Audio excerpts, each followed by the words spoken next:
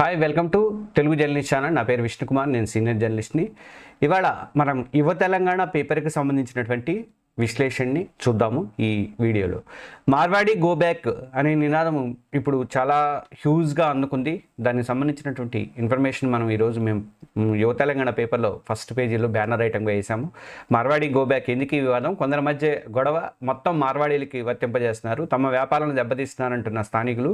అలాగే ఇష్యూని అడ్డం పెట్టుకుని కొంతమంది లీడర్లుగా ఎదగాలని ఆశపడుతున్నారని, తర్వాత తాము తెలంగాణకి వ్యతిరేకం కాదంటున్నారు మార్వాడీలు. తర్వాత జాతీయ సమీక్షత పాటించాలి, అందరం ఎవరు ఎక్కడైనా చేయొచ్చు, బిజినెస్ చేసుకోవచ్చు, ఎవరు ఎక్కడైనా నివసించవచ్చు భారతదేశంలో అని చెప్పి అంటున్నారు. ఇది తెలంగాణలో ఇటీవల సోషల్ మీడియాలలో వ్యాపించినటువంటి ఈ మార్వాడి గో బ్యాక్ అనే నినాదము ఇవాళ ఆమనగల్లులో బంధుకు కూడా పిలిపించారు స్థానిక వ్యాపారులు. చూడాలి ఏం జరుగుతుందని. సాయంత్రం వరకు మనకి ఏదో ఒక అప్డేషన్ అయితే వస్తుంది. మార్వాడీలు మా వ్యాపారాలు దెబ్బతీస్తున్నారని చెప్పేసి ఒక ఎలిగేషన్ చేస్తూ ఉపాధి అవకాశాలు కూడా కల్పించట్లేదు, వాళ్ళకే కల్పించుకుంటారు వాళ్ళ షాపులలో, బయట వాడిని ఎవరు తీసుకోవట్లేదు అని చెప్పేసి దానికి సంబంధించినటువంటి వాళ్ళు అంటే మార్వాడీలు కానీ తర్వాత రాజస్థానీలు కానీ ఎవరు దగ్గరకు వాళ్ళు వెళ్ళిపోవాలని చెప్పేసి వాళ్ళు డిమాండ్ అయితే చేస్తున్నారు. అసలు ఇదంతా కారణం ఏంటి అంటే ఒక చిన్న వివాదం. సికింద్రాబాద్ మోండా మార్కెట్లో ఒక చిన్న వివాదం, ఒక కారు పార్కింగ్ దగ్గర ఒక స్థానిక దళిత యువకుడికను తర్వాత అక్కడ ఉన్నటువంటి మార్వాడీలకి గొడవ జరిగి కొట్టుకోవడం దాకా వెళ్ళింది. అది ఆ వీడియో అనేది వైరల్ అయింది. ఆ వైరల్లో దాంతో ఇప్పుడు వాళ్ళు మమ్మల్ని అవమానిస్తున్నారని చెప్పేసి అక్కడ స్థానికులందరూ కూడా ఇచ్చేశారు. దీని మీద ఈ గొడవ జరిగిన తర్వాత సింగర్ గోరటి రమేష్ అనే అతను మార్వాడి దోపిడీ మీద ఒక పాట రచిస్తూ ఆ పాటని పాడారు. ఆ పాటకు సంబంధించి అది దాదాపు 5 లక్షలకు పైగా వ్యూస్ అనేవి వచ్చినాయి. తర్వాత పోలీసులు అతని మీద కేసు నమోదు చేశారు. అక్కడ నుంచి వాళ్ళని, ఆయన ప్రజానాట్య మండలిలో పనిచేస్తున్నాడు ఇంతకుముందు, అక్కడ నుంచి వాళ్ళు దానికి సంబంధించినటువంటి పోలీసులు అరెస్ట్ చేసిన తర్వాత ప్రజా సంఘాల నాయకులు కానీ, కొందరు కమ్యూనిస్టులు కానీ, కొంతమంది ఆ భావజాలం ఉన్న వాళ్ళందరూ కూడా ఆ గొడవ చేయడం అనేది స్టార్ట్ చేశారు. దాంతో ఈ గొడవ ఇంకా ముదిరింది. ఇప్పుడు ప్రస్తుతం మార్వాడి గోబ్యాక్ అనే నినాదం అయితే సోషల్ మీడియాలో గట్టిగానే నాగుతుంది. కానీ మార్వాడీలు అంటారు అసలు మేమేమి అలాంటి తెలంగాణ వాదానికి కట్టుబడి ఉన్నాం, మేము తెలంగాణ వాళ్ళతో కలిసిపోయి ఉన్నాము, మేము ఎక్కడైనా బిజినెస్ చేసుకోవడానికి అవకాశం ఉంటుంది, మమ్మల్ని ఎందుకు మీరు కాదంటున్నారని చెప్పి వాళ్ళు అంటున్నారు.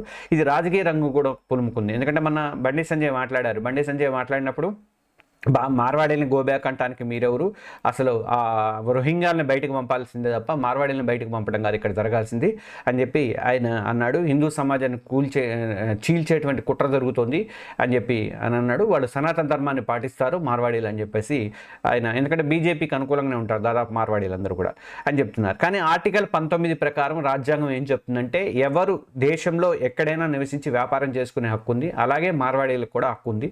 మనము జాతీయ సమైక్యత అనేది పాటించాలి. ఎవరి మధ్య ఇండివిజువల్ గొడవ జరిగితే ఆ గొడవకు సంబంధించి కట్టుబడి ఉంటే బాగుంటుంది. దానికి సంబంధించి ఒక చర్చలు కానీ రాజీ పరిష్కారం కానీ చేసుకుంటే బాగుంటుంది. కానీ దీన్ని అందరికీ అన్వయించడం అనేది కరెక్ట్ కాదని చెప్పేసి నేను కూడా అనుకుంటున్నాను. ఇది మార్వాడికి సంబంధించినటువంటి విషయం. ఇక నెక్స్ట్ ఐటమ్ ఏంటంటే మరో 24 గంటలు రెడ్ అలర్ట్ కొనసాగుతుంది రాష్ట్రంలో. దాదాపు 24 గంటలు అంటే మళ్ళీ 2 రోజుల పాటు కూడా భారీ నుంచి అతి భారీ వర్షాలు పడతాయని చెప్పి బయటికి అవసరమైతే తప్ప బయటికి రావద్దని చెప్పేసి వాతావరణ శాఖ అధికారులు కానీ మామూలు గవర్నమెంట్ అధికారులు కానీ హెచ్చరికలు అయితే జారీ చేశారు. హైదరాబాద్ సహా జిల్లాలలో నిన్న సాయంత్రం నుంచే వర్షం అయితే మొదలైంది. హైదరాబాద్లో కూడా పొద్దు నుంచి వర్షం పడుతూనే ఉంది. తర్వాత అంటే నిన్న సాయంత్రం నుంచి అయితే ఫుల్గా వర్షాలు అయితే అందుకున్నాయి. ఈ నిర్మల్, భద్రాద్రి కొత్తగూడెం, ములుగు, హన్మకొండ, మహబూబాబాదు, తర్వాత భూపాలపల్లి, కామారెడ్డి, నిజామాబాదు, కరీంనగర్, పెద్దపల్లి, జగిత్యాల, సిరిసిల్ల, సిద్దిపేట, మెదక్, సంగారెడ్డి జిల్లాలో భారీ నుంచి అతి భారీ వర్షాలు పడతాయని చెప్పేసి అంటున్నారు. అధికారులు కూడా మీరు అవసరమైతే తప్ప బయటకు రాకండి అని చెప్పేసి రెడ్ అలర్ట్ అయితే ప్రకటించారు. గత మన వారం 10 రోజులుగా ఇదే నడుస్తుంది. ఇప్పుడు మళ్ళీ రెండోసారి వర్షం కూడా స్టార్ట్ అయిపోయిందని అనుకోవాలి. ఇది ఇంకొక ఇంపార్టెంట్ విషయం ఏంటంటే ఇవాళ ఎన్డీఏ ఉపరాష్ట్రపతి అభ్యర్థిగా సిపి రాధాకృష్ణను నిలబెట్టారు. సిపి రాధాకృష్ణను ఎన్డీఏ తరపున ఉపరాష్ట్రపతి అభ్యర్థిగా పోటీ చేయబోతున్నారు. ఈ నెల 21లోగా ఉపరాష్ట్రపతి అభ్యర్థిగా నామినేషన్ అనేది లాస్ట్లో నామినేషన్ వేయాలి. కాబట్టి నిన్న ఆదివారం నాడు ఎన్డీఏ బీజేపీ పార్లమెంటరీ పార్టీ సమావేశం అయ్యి ఈ డెసిషన్ అనేది తీసుకుంది. వాళ్ళు అంతకుముందు నడ్డా కన్ను తర్వాత ప్రధానమంత్రి నరేంద్ర మోడీకి అప్పచెప్తూ ఎన్డీఏ వాళ్ళు ఆల్రెడీ అన్ని పార్టీలు తీర్మానం చేశారు, మీ ఇద్దరు డెసిషన్ తీసుకోండి అని చెప్పి వాళ్ళకి చేసిన తర్వాత నిన్న బీజేపీ పార్లమెంటరీ పార్టీ సమావేశం జరిగింది. అందులో సిపి రాధాకృష్ణన్ని ఉపరాష్ట్రపతి అభ్యర్థిగా నిలబెట్టాలని చెప్పేసి డిసైడ్ అయ్యారు. ఈయన సిపి రాధాకృష్ణన్ ఇంతకుముందు తెలంగాణలో కూడా గవర్నర్గా పనిచేశారు. ఇప్పుడు ప్రస్తుతం మహారాష్ట్ర గవర్నర్గా ఉన్నారు. ఆయన ఎన్డీఏ ఉపరాష్ట్రపతిగా ఉన్నటువంటి ఈయన తమిళనాడులోని కోయంబత్తూరు లోక్సభ స్థానం నుంచి 2 సార్లు బీజేపీ ఎంపీగా గెలిచారు. తర్వాత తమిళనాడు రాష్ట్రానికి బీజేపీ అధ్యక్షుడిగా కూడా పనిచేశారు.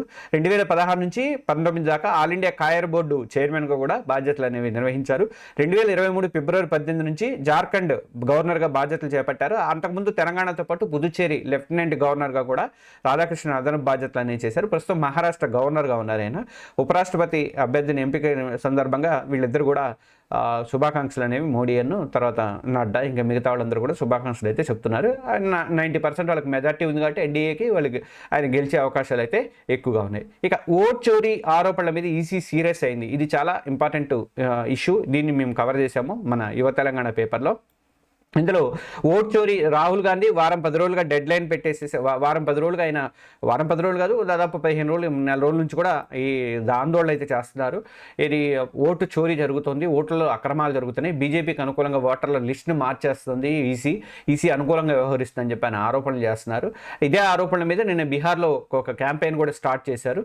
అందుకని నిన్న అత్యవసరంగా మామూలుగా జనరల్గా మీటింగ్ పెట్టాలంటే ఏదైనా ఎలక్షన్ షెడ్యూల్ వచ్చినప్పుడు మాత్రమే ప్రెస్ మీట్ అనేది పెడుతుంది. కానీ నిన్న ఇది బాగా రప్చర్ అవుతుంది కాబట్టి దీనికి సంబంధించి పెట్టాలని చెప్పి నేను ఈసీ పెట్టింది. జ్ఞానేశ్వర్ కుమార్ ఆయన మాట్లాడారు.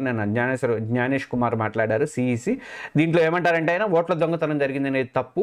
రాహుల్ గాంధీకి మేము వారం రోజులు డెడ్ లైన్ ఇస్తున్నాము. మీరు ఈ వారం రోజులలో మీరు అఫిడవిట్ ఇచ్చి ప్రూఫ్స్ మాకు ఇవ్వండి. ఎక్కడైనా ఏదైనా జరిగిందంటే అంటే 2 చోట్ల ఉంటాం 3 చోట్ల ఉంటాం అట్లా ఇంత మందిలో ఉండొచ్చు.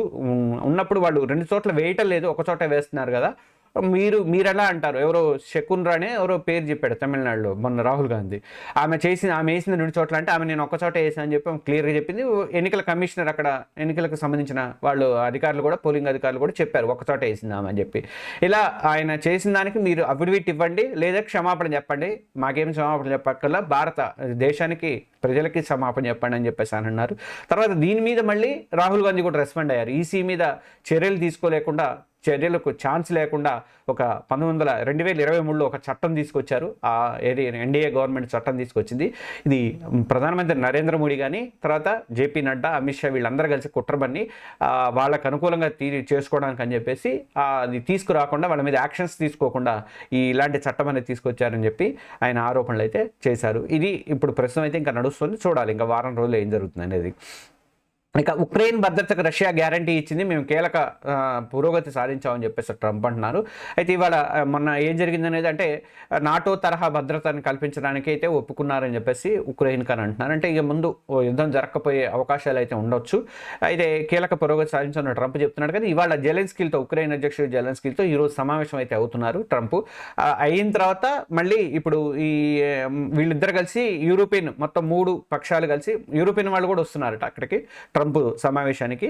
ఈ 3 సమావేశాలు కలిసి వాళ్ళు కలిసి మొత్తం కలిసి 22న ఈ నెల 22న పుతిన్తో కలిపి ట్రంప్ ప్లస్ జెలెన్స్కీ వీళ్ళు ముగ్గురు కూడా సమావేశం అయ్యే అవకాశాలు అయితే ఉన్నాయంటున్నారు. ఇది జర్మన్ ఛాన్సలర్ తెలిపారు. తర్వాత ఈ నెల 18న యుద్ధ విరమణకు సంబంధించి యుద్ధం ముగింపునకు సంబంధించి ఈ నెల 18న ఒక ప్రకటన, కీలకమైనటువంటి ప్రకటన. అంటే ఈరోజు నాకు తెలిసి వాళ్ళిద్దరు సమావేశం తర్వాత వాళ్ళు మళ్ళీ పుతిన్తో మాట్లాడి దాన్ని డిక్లేర్ చేసే అవకాశాలు అయితే ఉన్నాయని చెప్పేసి అంటున్నారు. ఇక స్థానిక ఎన్నికలకు సంబంధించినటువంటి ఒక బిగ్ అప్డేట్ వచ్చింది. దానికి సంబంధించిన వార్తను మేము ప్రచురించాము మన యువ తెలంగాణ పేపర్లో.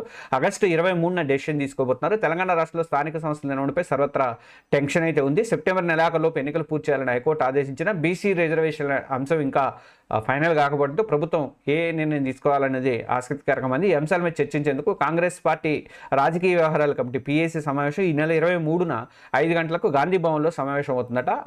ఆ రోజున 23న డెసిషన్ తీసుకునే అవకాశాలు అయితేనే ఉన్నాయి. కానీ ఎన్నికల్ని వాయిదా వేయాలని ఎక్కువగా వీళ్ళు అనుకుంటున్నారట.